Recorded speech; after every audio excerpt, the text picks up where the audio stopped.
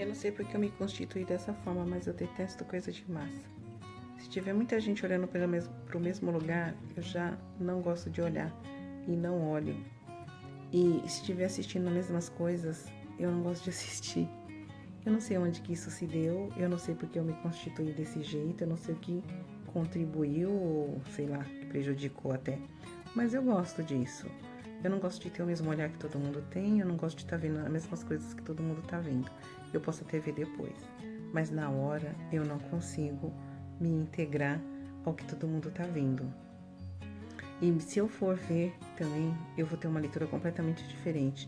Meu filho que ficava muito nervoso quando ele era mais novo, porque até um desenho animado eu tiro um contexto filosófico, meia boca, né? Lógico também, não vou falar, mas eu tiro um contexto filosófico, eu tiro um contexto sociológico, eu tiro um contexto emocional. Eu disseco tudo que eu vejo, pelo menos eu procuro. E dissecar dentro do que eu entendo por dissecar e o que eu, dentro das minhas limitações, eu consigo dissecar. E eu gosto de fazer isso. Falavam muito de uma tal de Grey's Anatomy, uma minissérie. Parece que tem 16 anos. Eu comecei a assistir tem uns 2 meses, eu acho. Eu ainda estou na 5ª temporada. Tem hora que muito me irrita, mas tem uma história boa, lógico, né? Porque senão também não estaria tanto tempo. Mas é muito interessante como eles constroem as minisséries e como que cada personagem é construído e a leitura psicológica que eles põem dentro da história, né, de cada personagem. A tal da Meredith sofreu um abandono, coitada. E aí ela tem sérios problemas, né? E muitas vezes também me dá raiva que parece que a maioria das pessoas como a personagem usa isso como desculpa para qualquer falta de responsabilidade ou decisão na vida. Mas é interessante a minissérie. Tem a Cristina, que é não sei se ela é chinesa, coreana, sei lá, uma oriental que se tornou a melhor amiga dessa Meredith, que também tem uma história interessante. E todos eles têm dificuldade, como nós também temos, de relacionamento. E o episódio que eu assisti, eu acho que é a 5ª temporada, tem a questão da Meredith com relação ao o pai e o chefe, que foi na infância dela amante da mãe. E o chefe sofre com isso até hoje. Não deu a entender ainda se ele gostava ou não da mãe dela, ou deve ter gostado verdadeiramente, mas por uma série de contextos, né, como a gente na vida real, acabou optando pelo casamento que ele já tinha. A mãe dessa Meredith também era casada, só que como mulher, né, tomou uma decisão, pôs pé firme, se separou do marido. Só que o amante ficou com a esposa. Ela ficou sem o marido, acabou com a vida de todo mundo. E para ajudar na velhice, que hoje essa Meredith tem acho que no papel ela deveria estar fazendo, sei lá, papel de uns 20 e pouquinhos anos. A mãe já deveria ter os seus 50 anos, já estava debilitada e com Alzheimer, já em fase bem avançada. Começa já, pelo menos que eu me recordo, começa já a minissérie nesse pé. E é muito interessante porque, graças a Deus, não estou com Alzheimer, mas eu tive uma vida muito paralisada emocionalmente por conta dessas coisas que a gente é atropelada pela vida. E esses rompimentos emocionais que geram sensação de abandono. Essa mãe dessa Meredith nunca mais se recuperou. Graças a Deus eu acho que eu vim caminhando bem, mas eu acho que poucas mulheres, eu pelo menos não conheço nenhuma ao meu redor, que demorou 20 anos para superar um casamento. Uma separação, aliás, desculpa.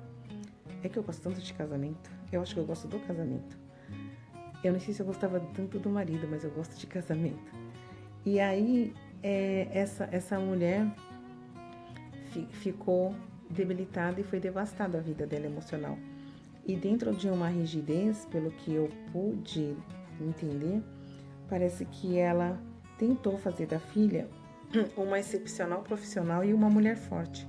Só que nisso, quando uma mãe, como todos os percalços que toda mulher passa sendo mãe, se construindo e ajudando outra pessoa a se construir, a gente acaba atropelando todo mundo e sendo atropelado pela vida. E aí é muito interessante a trama, que agora parece que está se resolvendo entre ela e esse ex-amante da mãe dela. E é lógico, você imaginando de fora, né, no caso da filha, que é a Meredith, a tal da Grey. Você vendo e achando que aquela pessoa é responsável por todas as desgraças da vida dela e da vida da mãe. E a sensação de abandono que o relacionamento frustrado gerou em ambas. E nesse episódio, não sei se vai se encerrar essa fase, esse ciclo, ela parece que já encontrou uma certa redenção em perdoar esse ex-amante da mãe, que não ficou com a sua mãe, ficou com a mulher, e tem dificuldades com o pai, porque ela também se sente abandonada por ele e ele ainda é vivo, e ele constituiu família. A mãe dela era muito forte e conseguiu afastar ele delas, e ou eu não entendi, eu não prestei atenção, mas não se explicou direito ainda, mas talvez por falta de ambição, esse pai dessa Grey, e ele constitui família e tem outras filhas com as quais ele está sempre presente, sempre amoroso, e essa personagem não perdoa esse pai até hoje. E é muito interessante que há muitos anos que eu não assisto novela, mas eu sempre vejo que a nossa vida tem um núcleo, sempre fala assim nas novelas, o núcleo, sei lá, o núcleo de elite, o núcleo pobre, o núcleo, sempre tem um núcleo de relacionamentos.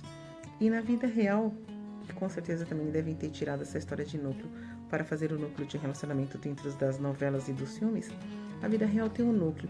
Por que a gente se fecha tanto nesses núcleos? Eu me fechei estritamente no núcleo de relacionamentos. E aí você fica limitado e você fica com seus sentimentos ali amarrados. Eu não sei se o núcleo te fecha ou você se fecha por seus próprios sentimentos. Mas é muito interessante porque, graças a Deus, eu já superei também 20 anos, né? Eu sempre fico na dúvida, é igual a bolacha lá. Será que é fresquinho porque vende mais? Ou vende mais porque é fresquinho? Então, será que eu superei porque foram 20 anos? Ou porque eu superei mesmo, né? Mas com o tempo eu acho que... Eu ia falar que tudo se supera, mas é mentira, eu não acredito nisso não. Nem tudo se supera com o tempo. Muitas coisas são gangrenadas, mas nesses 20 anos foram sofrimentos intensos, mas é muito bom quando você chega num ponto que você está buscando um tratamento, está buscando algo que você almeja muito e você chega e conseguir. É muito bom.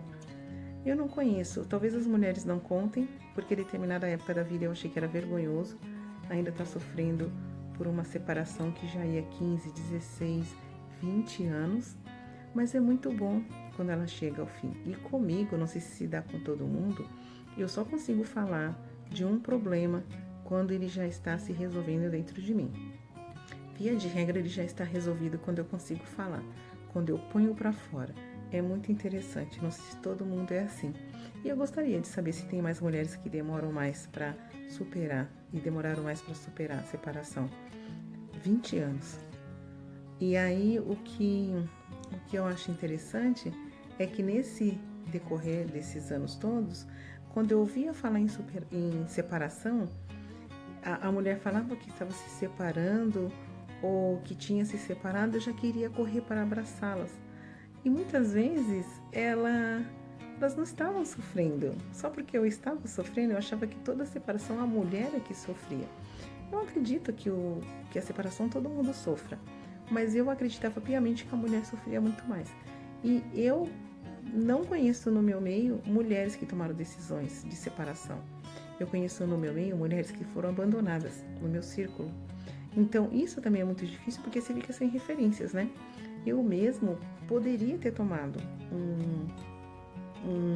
uma posição de me separar, porque era uma coisa também que não era tão boa para mim. Mas é muito interessante como que a gente se constitui. Eu te pergunto, como que a gente se constitui? Em que momento a gente vai se transformando? Em que momento a gente mesmo vai se autocurando? Em que momento mesmo a gente é sarada? Eu sarei. Demorou 20 anos, mas eu sarei. Mas como ajudar as pessoas que ainda estão buscando a cura? Eu espero que as minhas declarações e os meus compartilhamentos da minha vida possa pelo menos servir de referência, como eu disse desde o primeiro vídeo, para que pessoas que não se culpem ou não se subjuguem ou não se subestimem por demorar 20 anos para curar o que no final você fala, puxa, mas era só um corte no dedo. Porque depois que a gente supera, tudo torna-se pequeno. Mas enquanto você não supera, a dor é lancinante. Mas que bom que toda dor passe. Não acredito que passe com o tempo, mas como você trabalha o tempo, e como você trabalha nesse tempo, e como você, nesse tempo, trabalha a sua dor. Isso é maravilhoso. Se superar aquilo que está te travando, aquilo que está te trazendo paralisação. Não se desespere. Pode passar 20 anos, 25 anos, mas vai ser superado. Trabalhe as questões. As questões precisam ser trabalhadas. E sendo trabalhadas, elas são superadas. Eu tenho certeza disso.